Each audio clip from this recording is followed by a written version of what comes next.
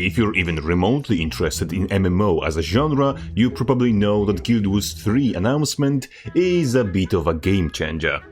Not to exaggerate, but kind of like Borderlands joining that one global trend of dunking on German military our grandfathers participated in back in 1940s. You may also realize that this is not going to happen for at least 2 years, maybe more.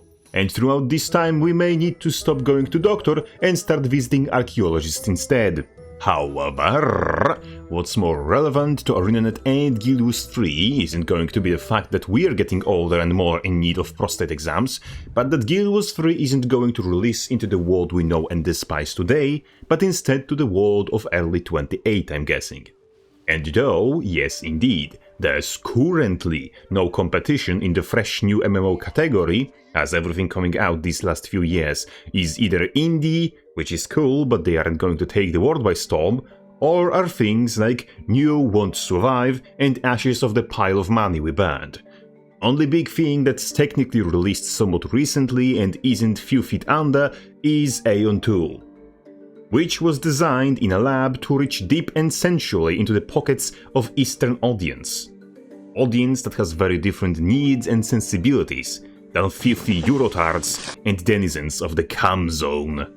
Nonetheless, the status quo of today is only going to last like half a year, because there is a company named after the commonly recognized fruit of forced labor that is going to publish 2 MMOs within less than a year from now. ArcheAge Chronicles is scheduled to release before the end of this year, with no precise date announced yet, and is rumored to have planned beta tests, which with the power of my unmatched intellect I predict is going to happen before its release.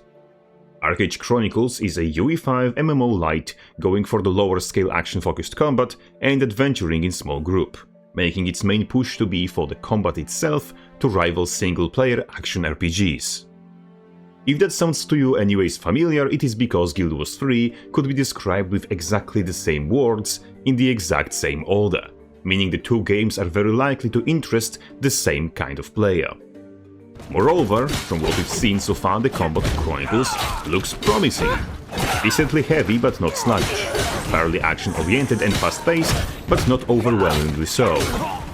Additionally, game seems to already have better graphic quality than what we usually expect when we hear UE5. At least, it doesn't look too much like typical slop.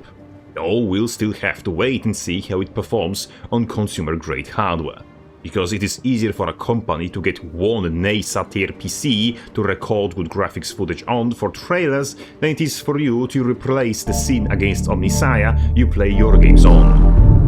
That said, Chronicles coming out this year is only the first half of the 1-2 nut punch combo that's starting to wind up for ArenaNet.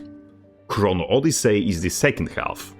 And sure, you may remember that first beta for this game worked out roughly as well as using the cheapest toilet paper on the market, but you see, since that initial flop, Chrono devs decided to do the sexiest thing a company can do. Take the critical feedback to the heart and start improving their goddamn product. In the year since previous beta, a large chunk of the game we've seen has already been overhauled to fit the player's feedback. Lighting and detail rendering were both reworked and optimized. Movement and camera controls were also reworked, and skill trees were updated as well.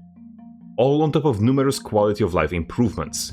And we're not even informed when the second beta is going to happen, which I'm pretty sure is only going to accelerate this game's continuous improvement efforts. And this game, alongside ArcheAge Chronicles, is going to release more than a year before Guild Wars 3, unless of course there's another shit bingus causing more delays, meaning both of those games will already have scooped up some part of the mentally deficient herd that is willing to waste their time in a virtual world instead of touching grass and unconsenting strangers. Or to use lame terms, they're going to have already invested audience once Guild Wars 3 comes out. And Guild Wars 3 doesn't really have anything other than its name that would entice anyone to play it instead of either of the 2 aforementioned. Guild Wars 3 isn't using superior engine. All 3 games are UE5. It doesn't really have better art direction, because at least Chrono Odyssey really goes hard in that regards. We are yet to see Guild Wars 3 combat, so we can't state that it's going to be peak in this regard, and we don't really know how much faith we can put in the movement system. Therefore, Guild Wars 3 is going to compete with two different, still fresh action MMOs, having practically the same scope and focus as it does, but on top of that, both those games are going to have pre-established audience already, meaning a head start in the race. I don't want to be the negative idiot I usually am over here, and I'm not trying to say that Guild Wars 3 is destined to fail. I'm just stating it is not guaranteed to succeed, because by the time of its release, it will have much more competition than there is on the market right now, and it might actually have to fight for the audience with two hungry wolves. The scenario I hope for is that all three of these games will be good enough on their own and have little enough mandatory time investment that people will be able to play a little bit of each, without needing to completely dedicate themselves to just one or abandon the idea of sleeping altogether. But that scenario is firstly optimistic and secondly not guaranteed. Not even likely, if I'm to be honest. And ANET needs to be prepared to prove their worth if that eventuality comes.